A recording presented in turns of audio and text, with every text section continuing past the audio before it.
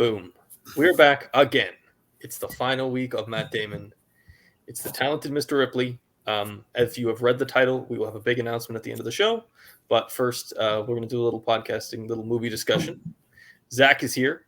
Hello. New location for our video viewers. I think I've taped the show here before.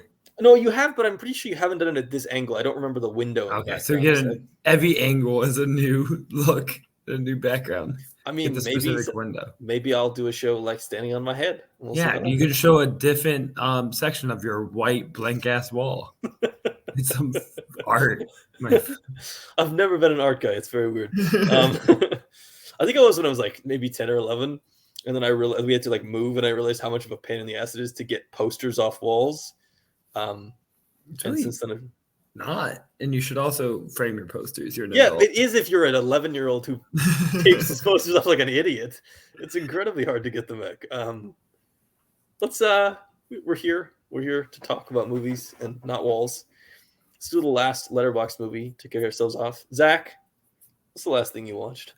Last thing I watched, kind of in celebration of French Dispatch coming out. I'm doing a really slow roll of watching through Wes Anderson movies as I did Bottle Rocket. I actually did a half hour of the commentary and the criterion of Bottle Rocket, and then I realized I'd rather just watch the movie.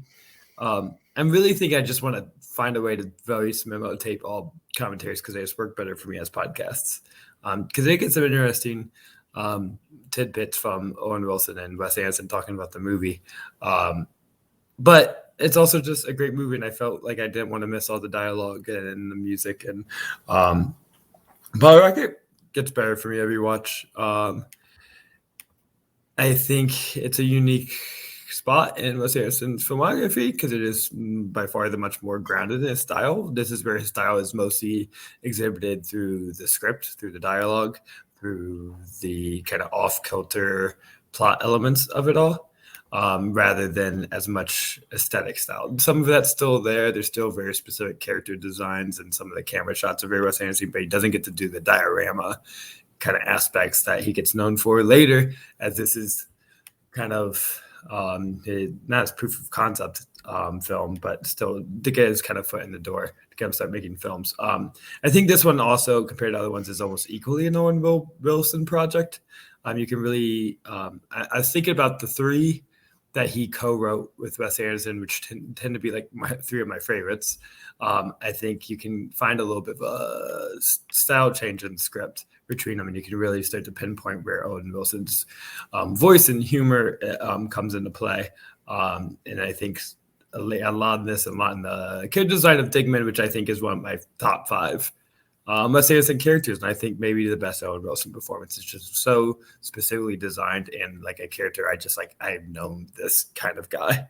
I feel like everyone has met someone that kind of strange and wild cardy and like a weird rigidness to his like ambition that I think is very specifically detailed in a type of person, incredibly funny at times, and I can watch that performance. That's what carries the movie for me. I find it so delightful. So yeah, Bottle Rocket kind of rules. I've always liked Bottle Rocket. I will agree that the 3 that Owen Wilson co-wrote are 3 of my top 4 Wes Anderson films. So I definitely agree with the sentiments there. Bottle Rocket is really weird because some director, we talked about this before, I think with PTA as an example of a director who is like fully formed in their first movie. And then Wes Anderson is one of those guys, you sort of see the style develop over time. Like you really could not predict from Bottle Rocket that he would make, Grand Budapest Hotel or these stop motion movies. Like the visual style isn't there yet, but it's a really engaging and really enjoyable film that I enjoyed a lot. So yeah. And the emotional bluntness of the dialogue is pretty similar throughout all his movies. That you can see that in Bottle Rocket. Yeah, it's quite a good film, and I'm definitely not anywhere near the Wes Anderson stan you are. So, my appreciation of it. High chance I put a bunch more after this podcast. The best Wes Anderson movie. What is the best Wes Anderson movie? Rushmore is my favorite. That's also my favorite. I have my big three are Rushmore, Tenenbaums, and Fox. My big three are Rushmore, Tenenbaums, and Moonrise Kingdom, with Bottle Rocket being my 4. Yeah. I've never loved the stop motion stuff as much as others, although I will agree that I think Fox is a better version of it than Isle of Dogs.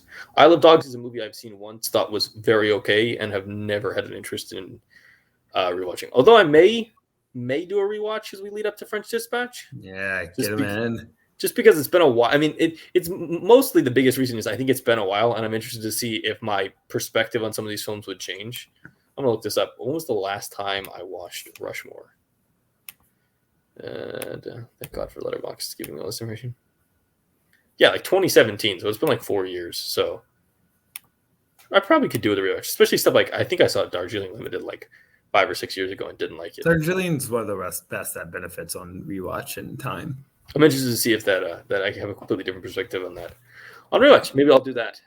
Add into that, 9 other. This is like the terrible fall to do rewatches because there's so many directors who are coming back with another movie, and you can rewatch like all of them. My cat's nails are directly in my knee. Sorry for that. I was like, Jesus, what happened to Zack? And I was like, oh, Zack got clawed. So I have been doing for the month of October 1 horror movie a day. Sounds depressing. So it's actually not, because I have been doing like a really cool version of that where you don't necessarily have to do anything like bad. So like I did a lot of like, original, classic Universal monster stuff. And then I did like a bunch of 1980s David Cronenberg horror, and then a lot of it was also just like picking cooler, older horror films to watch. Shout out to Wicker Man for being the best thing I've seen this entire month. But the most recent one, the last thing I logged, was Black Christmas, which is the 1974 movie about a sorority house that is terrorized by a stranger. It kind of plays with a lot of really interesting dynamics. So the movie starts off, and just because of the location, you sort of expect a really like straightforward sorority girls, slasher, boobs, kind of like the sort of generic kind of laziness. The movie is about a sorority house, and they're being harassed by these really nasty prank phone calls, and they start trying to trace them, while the killer in the film is starting to pick off the people one at a time as soon as they disappear. But you also never see the killer's face. You always see the POV of the killer, which makes it really interesting. Like, this is a film that is it's interesting. It comes before all these famous horror franchises, but this movie is completely uninterested with ever making its killer like a recognizable subject, which certainly makes it interesting in an era where, like, the look of the killer is kind of so important to like what the franchise or what the movie is. And it ends with like a sort of ambiguous ending where we sort of don't really know who it is. Like, we haven't really caught him. It's kind of a fascinating and interesting point in the development of the horror genre. I didn't love it as much as some others. I thought it was merely good, but not great. But I think in terms of its impact on the larger genre, it was a worthwhile watch for this month. Yeah, maybe I'll watch it one day. Slasher genre is one of my like least favorite subgenres that exists, especially for like the popular subgenres. It's the one that's really hard. It's not really you think it's a slasher, but it's not really. Okay. But I would say if I'm going a horror route, my level of horror movies is I like ones that are more monster based or alien based. The less ones based in just like violence and real violence. I like more like a mythical quality to my kind of horror movies. Yeah, I mean, I think there's some stuff I watched this month that I think you would really enjoy. Probably, I think you would find some enjoyment in like the classic Universal monster stuff if you haven't seen it. I watched a number of those too, but I'm gonna spend Halloween watching Addams Family. That's how I think Halloween should be treated. And the one I will really say that I think you should watch is The Wicker Man, the original 1970s Wicker Man. Especially as much as you were into Midsommar, I think that you would also be into this film. Yeah. I'm just going to throw that out there. Cult movies, I feel like I appreciate on like a like I would appreciate a crime movie or a thriller more than like. I think it's the weird like mysticism of it with the mix of like the mystery and trying to understand. Because I think half of a cult movie is not waiting for the terrible thing to happen. It's trying to understand what's going on in the first place. You typically given like something is off and it's sort of following the thread of like, why does this place feel weird? And then you sort of over time go, oh, they're doing this weird thing. They're doing this weird thing. And then like you sort of at the end is the realization of why this is so weird in the first place. Maybe cults have it right and we have it wrong. We don't know. I don't know. Should we? I don't know if you really want to like go full. Should we start a cult? Yes. Only if we can make money off it. That's our new philosophy. And that's the primary thing to do. It's like how you make money. That's what any Patreon page is, just a call of donors. I can't really argue with that because I guess it depends on how toxic your fandom is and how much of a group of sycophants they are. If they can disagree with you, then it's not a cult. If they can't disagree with you, then it definitely is a cult. Let's jump ahead to our Matt Damon film, which is, of course, The Talented Mr. Ripley, the end of this wonderful 5-film run we've seen. And unlike some of the ones that we did recently, I do think this says something more about Damon. Let's do a little plot summary. Do you want to do plot summary or should I? Go for it. Rich people on yachts. Murder. Matt Damon plays Tom Ripley, who is a professional con man and faker, who is basically pretends that he is a Princeton graduate so he can talk to this guy and into this party. Is he a professional or is he just like fall into this? He's not really doing it for money either, as much as just like attention and belonging. I think he's the professional to the point where like this is not an accident. He doesn't accidentally stumble into this party and he's gifted. Like, there is clearly thought process around this. Like he is intentionally being like, I am going to replace my friend at this party playing piano because I think this will do something for me. He meets the father of Jude Law's Dickie Greenleaf, convinces him that he knew Dickie and that he can go to, was it Rome, and bring Dickie back from where he is in Italy. He goes there. He strikes up a friendship with Dickie and Dickie's girlfriend, played by Gwyneth Paltrow. They have a relationship. At some point, Dickie basically yells at him and he kills Dickie. Then he starts to impersonate Dickie and pretend to be him while hiding this from other people. He's known to some people in Rome as Tom Ripley and some people as Dickie Greenleaf. He essentially manages to escape from this predicament where he's almost caught because the wonderful Philip Baker Hall shows up and basically is like, yeah, we knew that Dickie Greenleaf was like this wacko. We sent him to Europe because he basically almost killed somebody. We're just not going to talk about this, and the entire thing's going to get pushed under the rug, and we'll all move on. Ripley jumps on a ship with his lover, played by Jack Davenport. Oh wait, is that not Matthew Good? Yeah, it's not Matthew Good. This whole thing, I just assumed that was Matthew Good. No, it's Jack Davenport, the guy from Pirates of the Caribbean. It looks a lot like him. Don't act like I remember anything about the Pirates of the Caribbean movies. I'm going to be hot take. I think outside of being British people, I think they have a very minimal resemblance. And outside of that, the way they speak and their acting style are identical. Okay, I will allow that. I think physically they don't look anything alike. Like their facial structure is like massively different. I just assumed this was a young Matthew Good. Yeah, but Matthew Good's face is, I don't think, literally ever changed in his life. I don't think Matthew Good doesn't age. Is the thing I've learned from looking at pictures of him. Jack Davenport does. And then on the ship,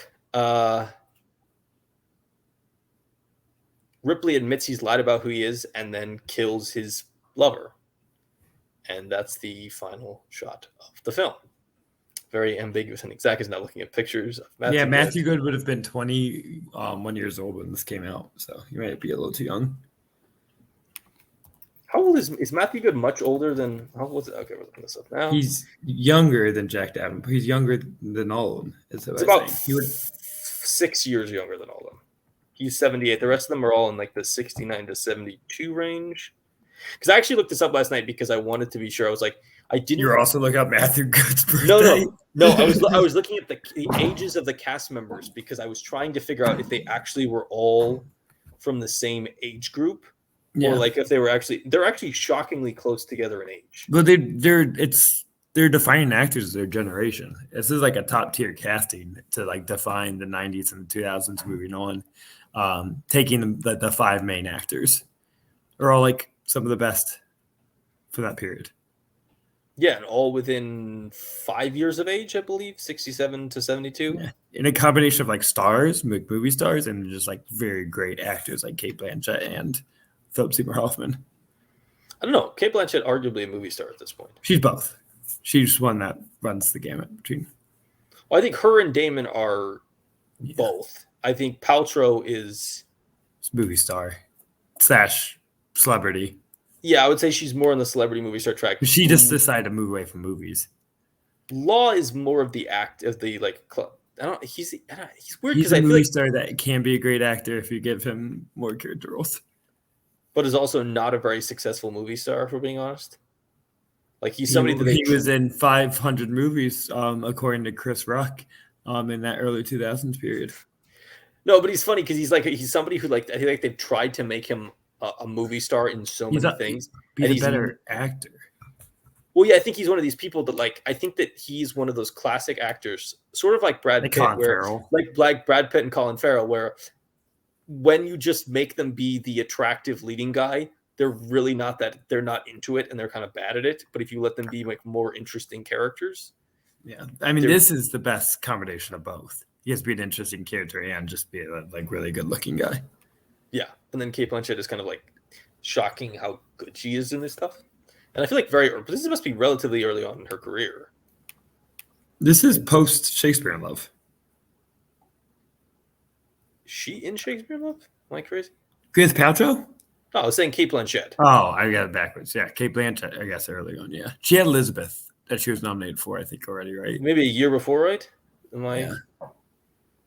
Because I feel like one of her Elizabeths, because she's done multiple.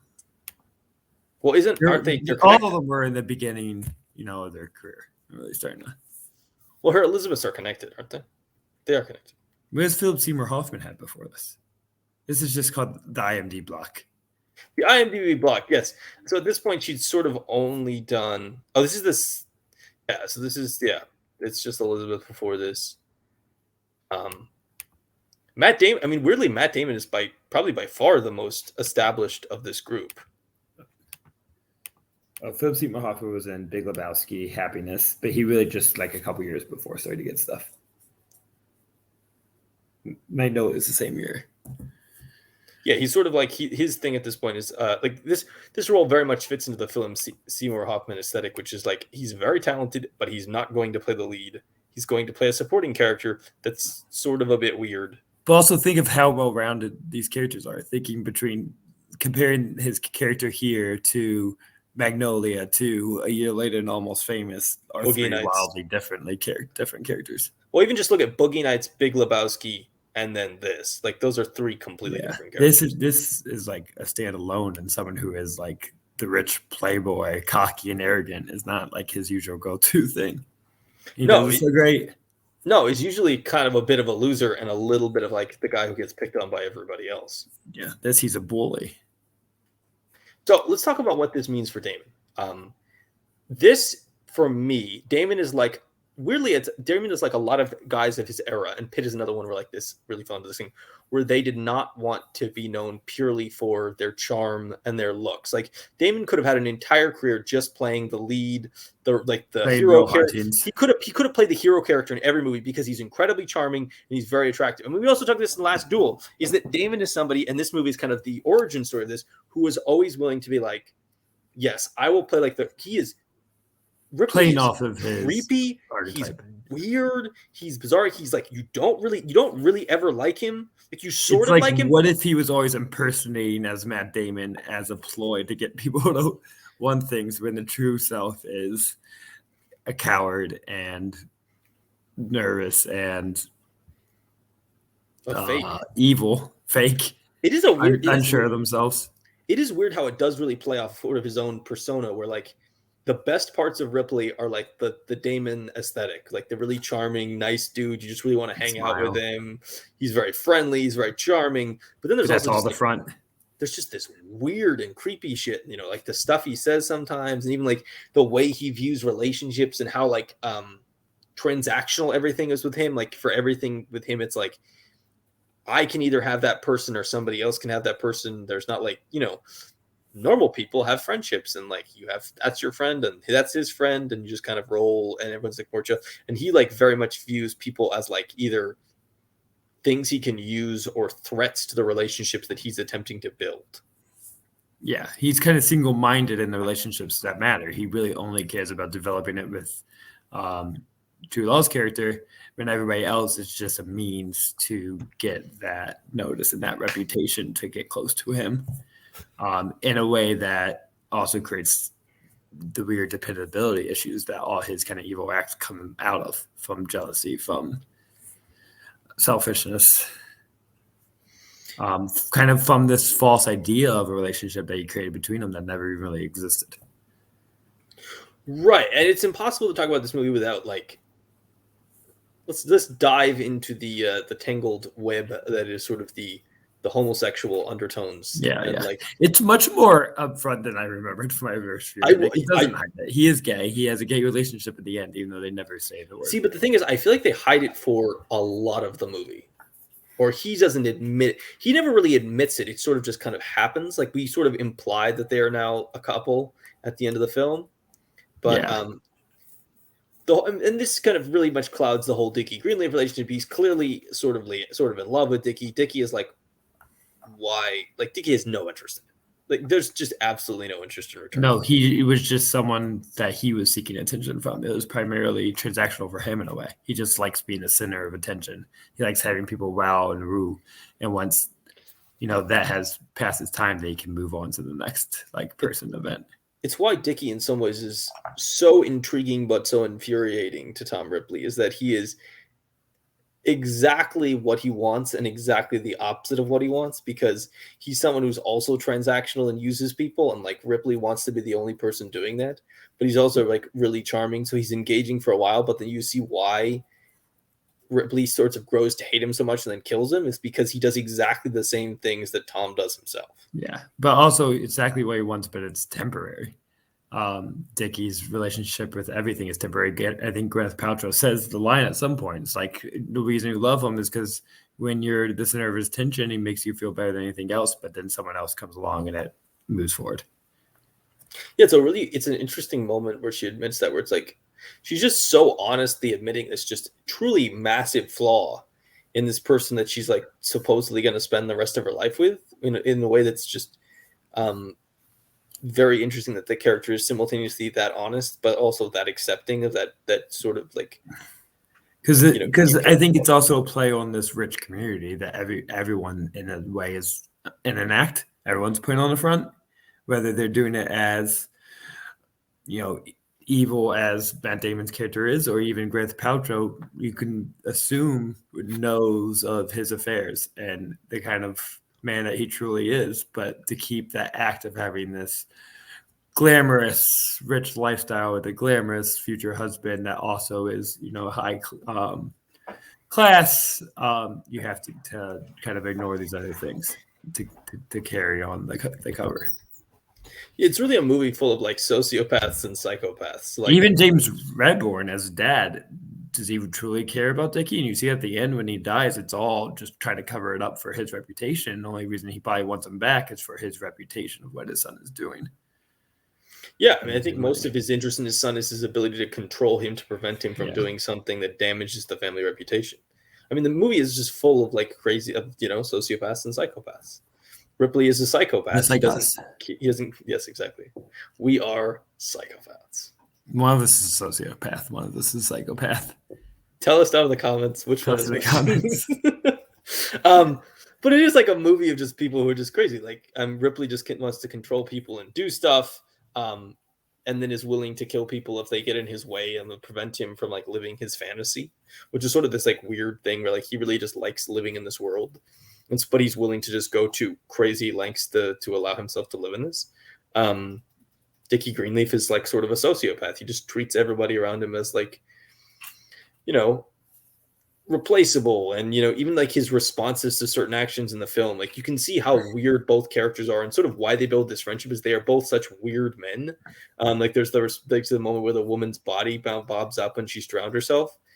And he just starts screaming about an ambulance, which is such a bizarre response from somebody after you've seen a dead body. He's like, why would you scream for an ambulance? Like there's an ambulance can't save a dead person. Like they're just such weird. And I think that's like a natural reaction of someone who gets frightened. It's like you just want to like not believe they're fully dead and you're getting help. That was showing that he had some guilt. He was trying to like get some. I also think a statement about how out of touch he is with like real life. Yeah.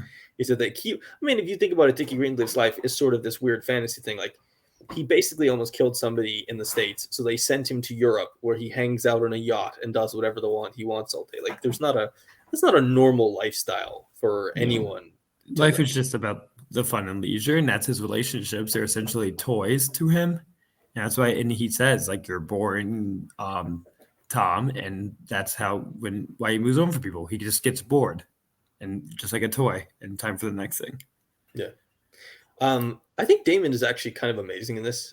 His ability to switch. It's one of his best performances. I would agree. I think it is so impressive how he can go from creepy to charming to creepy to charming, like back and forth. Like the ability to the small differences in the way he delivers lines or the way he looks at people that makes him look like he's, you know, like a charming, normal person versus like some kind of bizarre weirdo. It's just like the small eccentricities and the small differences is what makes the performance so unique and so interesting to watch.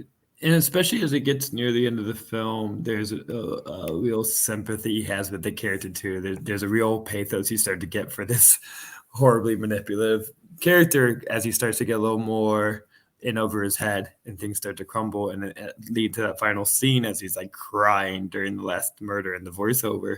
But I think his performance starts to emit a lot more of that confusion and that real sadness that he's kind of been burying to keep his plan. But throughout, you can see his actions are all out of, I don't know how that's the right word for this, but a hate of himself in a way, probably a sadness and a hate for him being a homosexual man as a self-hate and not being able to live the life he wants. And then he acts out of his most negative impulses as a way to refuse it. And I think Matt Damon does a great job at letting that character reveal the emotional pitfalls of that character.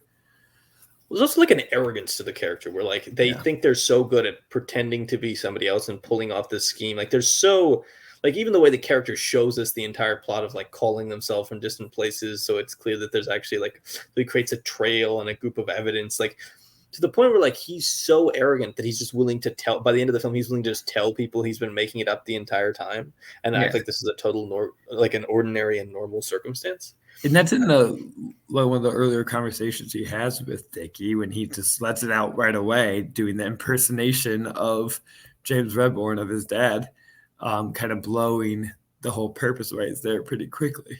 Either a smart strategic player on how to change the relationship to what he wants rather than being the spy, but also like just that confidence of like, look how I like toyed with your dad and toyed with you in a way of revealing his plan, but doing really weird. And it's kind of a creepy performance there of how he delivers the impersonation of Redbourne.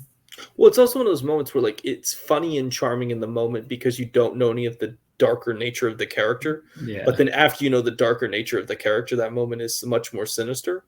Yeah, I think sort of you see like he's watching everybody and taking notes. That's where you start to see the like gift he has like as a conman that becomes dangerous. Right, he's not doing this as like a fun, jokey thing. It's like no, he literally tries to copy people because that's what he wants to do with his life. He's copying Dickie for half the film. The brilliance of the movie, though, is that even at the end, like the movie almost does the same thing to you that he is trying to do to other people in the movie. Like you gain sympathy for the character when he's charming and fun, and then you like repulsed by his weirdness. and you sort of get pulled in and out as you watch this film, because there are moments where Tom Ripley seems like a really charming and nice person that you want to root for, and there are also moments where you hope this guy gets his comeuppance because he's just evil and weird and bizarre. But there's also a smartness to the film where they always put him into contact with the people he's killing, the people he's harming, are like sort of like not great people. So it's like you have this weird, you can sort of get away with this weird morality to the film where he kills Dickie, but Dickie's kind of a terrible person. So you as an audience member is not necessarily super saddened by his loss. The same thing with Freddie Miles, is like he's also kind of a dick. So like there's a moment where you're sort of, they're bullies, essentially. They get exhibited as prep school bullies. So it's kind of, you want the vengeance that Matt Damon seems like these are people that have held him down for years. That's why he's acting out of, rather than you see the trail kind of continues. And what's makes the ending so impactful is that not only is you're not surprised that he would murder somebody else. Why?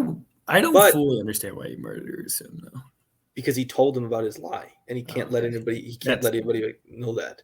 But murdering Peter Smith Kingsley, the Jack Gavin character, is a character who is throughout the film seemed like a genuinely really nice person, and had a genuinely connected relationship, at least with the false version that Ripley creates of himself. Yeah, so like it's a moment where you're not surprised that he would murder him because he's proven that he's capable of murder throughout the film. But the fact that he would murder somebody who he actually had a connection to and who is actually not a bad person is why you just leave the end of the movie just like somewhat shocked and like with speechless. It's such a provocative ending. It's also really well directed and shot. I think the craft of the final scene, how it cuts from not seeing it, them having the very like loving language that Jack Davenport is giving the character, saying like, I like why I love you and you're this kind of person, and then it goes to like the friendly, you're crushing me, as you don't see this, you just see Ripley by himself in a room, and it gets darker, and the you're crushing becomes more intense, and you hear Matt Damon crying. So the way it shifts from the romantic conversation to the really intense murder without seeing anything, all through voiceover, while just looking at Ripley's face, is like kind of crushing and kind of heartbreaking in a really effective way. It's really smart that they don't show the act of violence. Yeah, because you never could have that moment of like questioning his morality at the end if you'd see him murder somebody that you knew was a good person. We've been able to get around the murders of the two people in the film because they're not good people and we're not necessarily rooting for them as the audience. But yeah, it's a very provocative and very also very well done ending. Something about hearing his crying detached from watching him cry. So hearing him cry while looking at his usual stoic stone face, kind of like a reveal into the real inside, underneath the mask that he's creating of himself. Simultaneously way you show it, I think is very effective. Yeah, I would agree. Let's talk about some other characters. Gwyneth Paltrow, kind of a nothing character, for being honest. I don't think she's bad in the film, but I think she's good in the movie. I think it's like the sort of the classic like girlfriend character where like there's outside of the one scene at the end where Damon gets really creepy and bizarre with her and she like starts crying. And I think the one scene where we already discussed where she kind of reveals everything she already knows about Jude Law and that she has really deep insight into who that character truly is, and she just decides to move on with relationship errors. I think that's a good performance in that scene. Yeah. I think she's not given a ton of moments. It's kind of in and out. She's there to be charming for part of it. I think Jude Law is also like equally great, and I believe he's Oscar nominated for this performance. I mean, it was a star-making performance of him never fully reaching the potential that people thought he would have, but still, people were ready to anoint him. Well, it's also a weird performance in his legacy because what other stuff in his career has been like this? Like, this just does not feel like the young Pope. I don't know. I don't know what that's about. I don't know either. And then he got really he did some good stuff, but he also got stuck in a lot of really bad stuff. Yeah, and the bad stuff is when they were trying to make him like a romantic comedy icon. But even within that, he did like Road to Perdition as like the creepy ass and ugly like serial killer photographer. He's good in AI. He's really good in AI. That's a really good play on his kind of movie star persona too, because he's like a robot version of Jude Law. There's so many movies in there where it's just like, get stuck in like. I will stop. Cold Mountain. I heard Dom Hemingway. I was like the only fan of that movie. I don't like the movie, but I think he's good at it. Yeah. I think he's trying a lot, and I think he deserves respect for that. He's a really weird actor, an interesting actor. I mean, he's one of those people like I feel like I don't dislike him on screen, but also like I think that there's like you have to with Jude Law, you have to be smart about which movies you watch. Like you have to skip probably 75% of the stuff he does because very little of it is worth actually engaging with. So wait, I just had this thought while you were talking, but is he American in this movie? And I just didn't make it. He just has the rich guy accent, I guess. He's playing American. I feel like he's so American. British in it though. He is American, but I feel like he's doing the Cary Grant Mid-Atlantic accent more than he is like any specific American. Because I would say why this performance works so well is it really plays up on, I think, the best use of his persona, which is the like really intense, rich British poshness that can also be kind of cloying or isolating to other people in a way. He has this like he acts in a way that charming, but you hate him because he's just thinks they rule the world. Well, like it's one of those performances where like there's always there's a barrier put between you and him at all times. Like it's very clear that we don't live in the same worlds, we don't interact in the same ways, we're not allowed to think in the same ways, we don't have the same resources, and like he might be charming. And I'm going to my yacht next weekend. Lake yacht. I want you to Lake yacht. We're going on the Cuyahoga River. Never forget. Aspen Queen. Never forget. Jude Law is the future star of Zack Ford's favorite movie of 2022. Which is what? Is it Peter Pan? Peter Pan and Wendy, directed by David Lowery. Who's he? Is he playing Hook? He's Hook. Yeah. That's weird. He should play the crocodile. I don't know if he decided to play the crocodile, to be completely honest. He just goes tick, tick, tick. That's I'm trying to see if they've cast the crocodile. Jim Gaffigan is his mate, is Mr. Smee. That sounds like Disney's choice, yeah. Sounds like something they would do for casting. I mean, I think Disney was at some point like, hey, dude, you got to put somebody with a recognizable name in your movie. Should I log this now already? And not a 10 out of 10, but probably a 9 out of 10. I just put it as a 9 out of 10 right now. Zach, you gave what did you give? Didn't you give 9 to freaking Wendy? A movie that's it's a great movie. Objectively terrible. And I only gave Pan an 8 out of 10. Wow. You're really holding back, right? That's 1 half star higher than Woman in the Window. Just Zach's like, look at all my garbage. I'm just going through Joe Wright's movies. But yeah, Jude Law is really good in this. I think it's interesting because it's a type of role that I feel like he should have gotten. Like I feel like we wanted more of this guy and less of the romantic lead. Mm-hmm. Well, I mean, he's a charming dude, but he's also like there's something about him that always seems. He fits good in thrillers. I think. You know what he would be great in, or would have in the prime too, would have been some kind of like murder mystery, like a Knives Out, or those like rich community of people. If someone did something villainous and everyone is suspicious, is kind of just a great use of that persona. He should always have some level of suspicion to why is this guy act like this. Yeah, that makes sense. Cate Blanchett plays. Like literally has like what 2-3 scenes in that film, but you can also sort of tell that like this person is a legitimate lead star, will be around for a while. She's one of those. The weirdest thing about Cate Blanchett is that she does not look like she's aged. No, this is like 1998. While simultaneously looking like a older woman, but still looking the same. I don't like right. It's weird to say like she doesn't still look 20, but she still looks like she did when she was 20. This now explains why so this is what I was Googling, is that when she comes on screen and she's playing the contemporaries, her and Hoffman were the two. I was like, okay, I can buy Paltrow, Law, and Damon being roughly the same age group.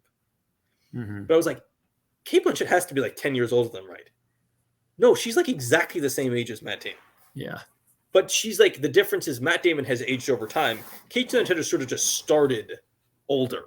Well, Matt Damon kind of looked really young. He did for a while. Childish face. Yeah. He would look like he had a real baby face. But she's just one of these people that, like, she never looked that young. Like, she's playing, like, she's kind of playing, what, like 20s at this point? Mm-hmm. Like, but she still, like, seems 20s, but I think a lot of that's in her 30. performance. She's 30. She has that kind of naive earnestness in her performance that is very 20s-ish. 20s-ish rich girl in this. Yeah, it's like, the weird thing is you could sell me that Kate Blanchett is their age group, or you could sell me that Kate Blanchett is Dickie Greenleaf's dad's wife. Like, Dickie Greenleaf's mom. I think this is starting to become really rude to Kate Blanchett. Like, no. You look like an old woman. It's not a statement about. It's not. I'm not trying to say she's old or like unattractive. I'm saying she there's something about her that doesn't feel like she's like ageless. A 20. There's like a real agelessness to it. I mean, there's a reason she played Galadriel, and she could sort of play Galadriel in the early 2000s and the early 2010s, and it didn't look different. I think the same thing with Paul Rudd. People talk about Paul Rudd's agelessness a lot, but you think even when he was in like Cluelessness, he always looked a lot older than I think you're supposed to. He just like has always looked 35. Whether he was 20 or 50, he's always looked 35. Speaking of somebody else who maybe this is slightly more insulting, definitely has always looked older, is Philip Seymour Hoffman. Has never looked like that young of a guy. I think it's because his hair is so light and his face is so worn down. I feel like he also just like, he looks like he might be in his 20s. He's just in his 20s and maybe has like a really serious substance or alcohol problem. But then 2 years later, or 1 year later, he's in also saying he was playing what is like an older guy who definitely has a substance problem. He just looks like if him and Dickie are the same age, he's just prematurely aged, either due to poor genetics or like just bad lifestyle factors. Because like he just looks much worse than. I mean, Dickie's also like in much better shape, so like he probably takes care of himself a little bit better than Philip Seymour Hoffman does. But this is a good moment for Philip Seymour Hoffman to show really what he's going to be known for, which is just coming in for like 2 scenes and stealing like every second, just nailing and like he's so good. Owning every line he gives. Yeah, he's He's. Can I tell you, I've never started out hating the name I picked for a show, but then really starting to love it like 30 minutes in. I think this might be my best nickname I've ever created. Peeper Seymour Hoffman, for anybody that is not watching on video. Yes. He's very talented. What do you think of James Reborn as the dad? I think he's kind of the classic, dad actor. He has a real like disappointed look. I like the James Reborn presence. Yeah, I'm a fan. And then I think important thematically because he's another one that's just trying to like keep his rich guy cover of having his like family together and amounting to something without truly caring about it. And I think especially his later scenes, that comes off that kind of lack of true like love and empathy for Jude Law's character, and more just like it's a calculating act. I do love the final goodbye with Tom Ripley, where it's like they shake hands and there's this real like we both know something else is going on here, but we're gonna swipe it under the rug because we really don't want to have to deal with anything beyond like we'll go home, we'll do our morning, we'll do our act, and we'll play our game, and like we don't really want to deal with the fact that Dickie was probably doing a lot of other stuff and like potentially much more involved in. Kind of telling, baby. He's definitely doing tons of coke or heroin. He didn't get into that, but it has to be right. Strike me as he seemed like a real coke user, if I'm going to be honest. It's so early for coke, though. Yeah, but he just seems he's in the jazz scene, which is like prime heroin time. This is true. And then Philip Baker Hall playing his like private detective, whose basically only job is to be like, yeah, we're not going to really do anything. We just don't want to, deal with what's going on here. We're just going to kick him out and be like, just, we'll pretend that we're fine and we're good. And don't tell anybody that we sent him over here. The reason we actually sent him over here is because he almost killed somebody. And like, that's actually why he's over here. It's not just because he's hanging out. It's like, we had to it's literally it's Michael and the Godfather being like, we're going to send him to Europe because then we'll let things blow over while the criminal stuff happens. And they can't arrest him while he's in Europe because like they won't be able to find him. Yeah. Do you have any other thoughts on this film? It looks great. You get a lot of great European, like lakesides, riversides, beaches, great Agreed. cities. It's a Agreed. good tourist movie. Some It people looks do just like to watch movies to see the world around them, and it's a great living life vicariously through rich evil people kind of movie. yeah, it's literally like Beautiful. they actually shot in Italy, which is, I feel like this is such a classic, like old school movie thing, is that they would actually go and shoot all the Italy scenes in Italy. Like now they'd be like, how can we make Toronto look like Italy? Which like movies are so invested in like, keeping budgets down and saving money in different ways. And the other thing, a big thing to talk about this is like a legitimate hit. This movie makes $128 million Can't happen worldwide. ever again. It's so gay. It's so it's like it's such a gay movie to be that much of a success in 1999.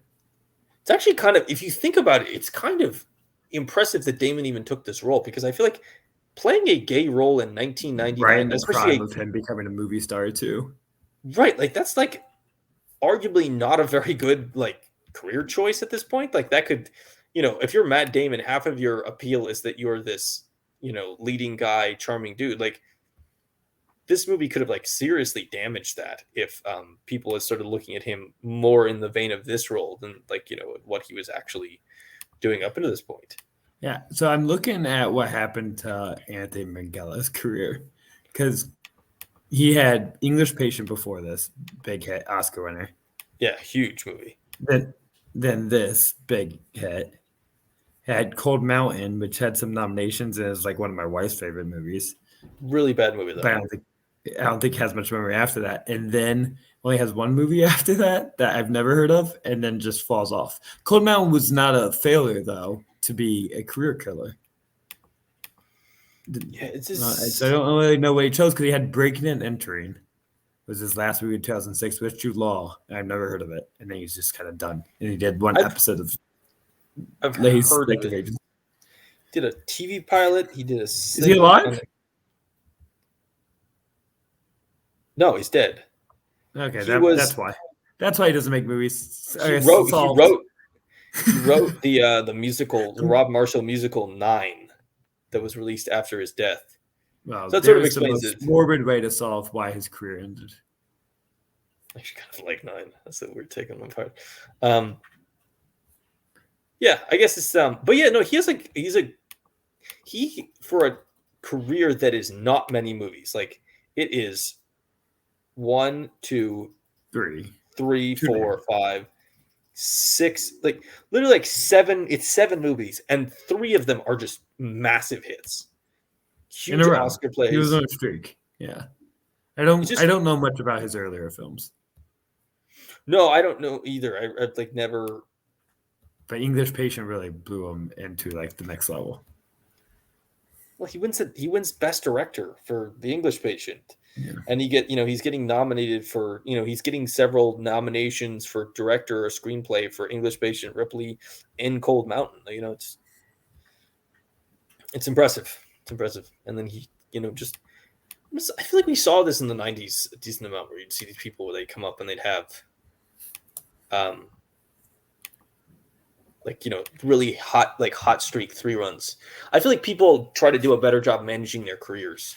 Yeah. And also I think another thing is that just the budgets in the studio system have been reined down, so it prevents like the sort of big swings and misses that directors might take that would allow them to hit really big heights and then crash really far. Yeah. I was just wondering, because this is, I think, like a perfectly directed movie. Yeah, I would agree. Execution. It's tone, because to me, where I like judge a lot of direction is just how the tone is controlled, and agreed. The tone is controlled in this so eloquently, in a way that I think is really tricky with the material that they're dealing with and the kind of character that they're dealing with Ripley. It's a weird place for Damon's career too, because like next year 2000 is not a good year for him, because he does Titan AE, Legend of Bagger Vance, and All the Pretty Horses, and the cameo in Finding Forrester. So that's not a good year for an actor. 2001, he does like a cameo in Jay and Silent Bob Strike Back, and he does the Majestic, the voice in that. But then he's like in Ocean's 11. But like you can also see like. But he's like a sidekick in Ocean's 11. He really is like kind of a doofus. It's actually kind of crazy. I rewatched all the Ocean's 11 movies recently. It's shocking how little Damon plays into like the main plots and like the main like story. Like he is. I feel like it's almost like Brad Pitt, George Clooney being like, "You think you want to be like one of us, but you're still at the kids' table throughout the whole of Ocean's 11." And then the next year, he does some stuff that is pretty forgettable. But it's also the year that he gets Bourne Identity, and that's kind of the thing that changes his career and flips him back in a different direction. Okay, so do you want to end this with your top 3 Matt Damon movies? You want to end this with the top 3 Matt Damon? All right. Yeah, I don't have this prepared at all either. I'd made this up right now. All right. Well, let's do some top. They don't have to be ranked, but just 3 on the top of your heads. Well, I have a list. I just want to find the list. You have a list. Of course you do. If I was going to watch all that Damon stuff, I've seen most of it. I've seen like 70% of it. I think my top 3 are easy. All right. Why don't you go with your top 3 and then I'll give mine after you. I'm going to go 1 Good Will Hunting. Yeah. That feels like a good choice. I'll go 2 The Martian and 3 Ripley. Okay, so I would also have Good Will Hunting, but I would throw Bourne Ultimatum in there. And what's your 3rd?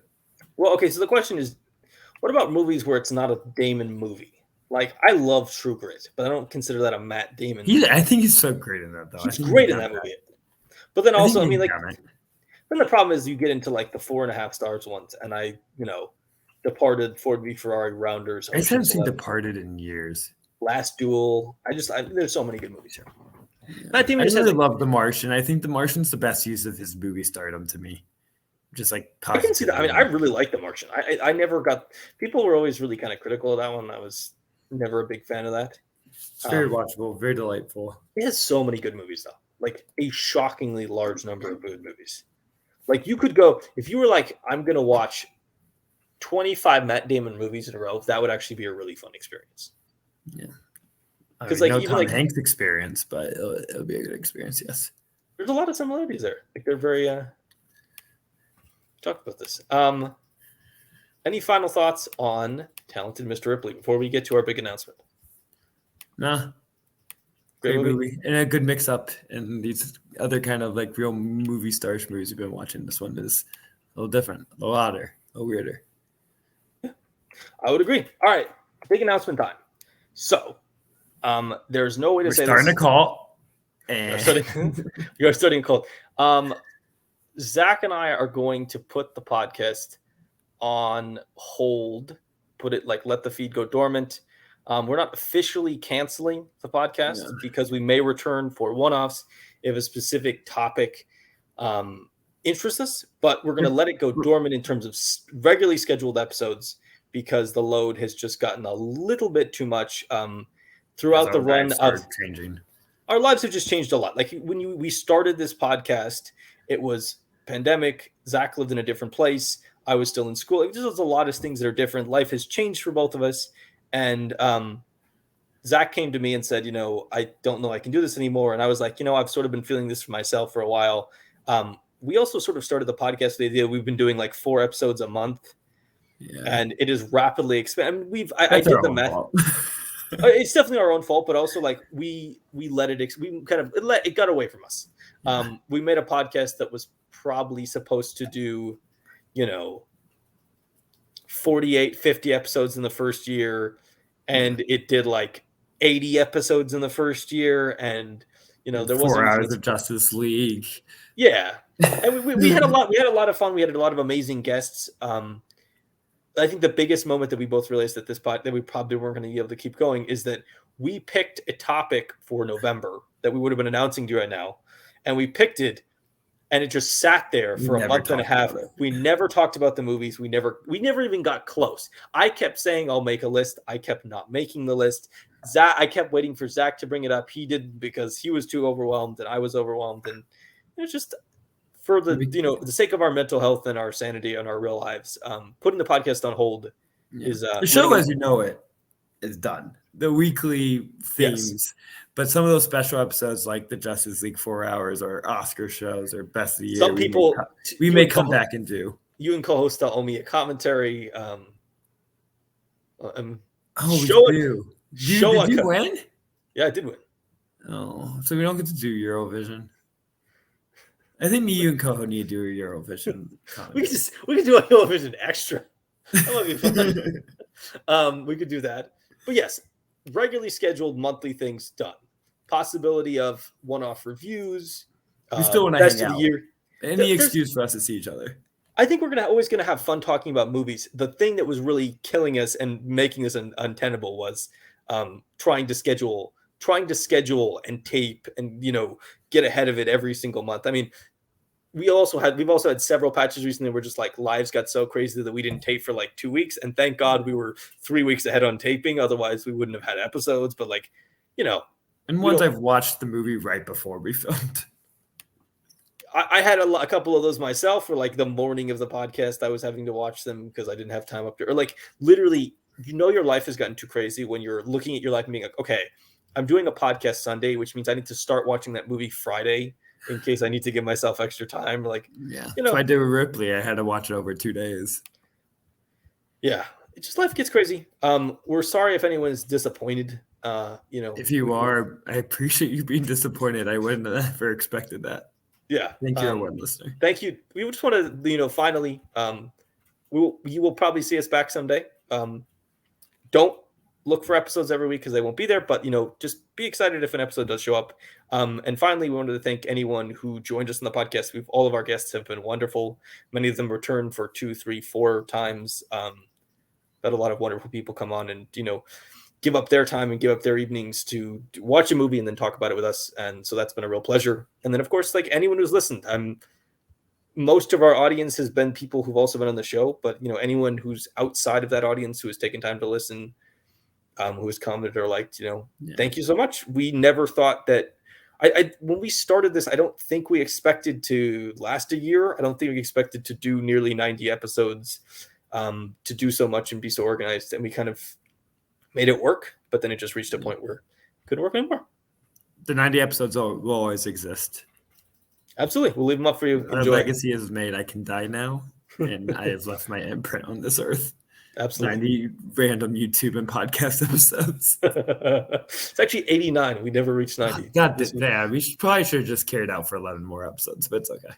It's all right. We'll get 90. We'll still count as we do special ones, and then we have to really stop at 100. We'll really stop at 100. We'll do that. All right. Well, with that being said, thank you to everyone who listened. I'd say like and subscribe, but the feed will still do it because also subscribe to the video store. They're still doing shit. We'll be here. Yeah, we'll be back someday. Maybe not till the first week of January when we do our recap, but yes. Yeah, we'll give you an idea. Thank you, everyone. With that being said, good night. Good night.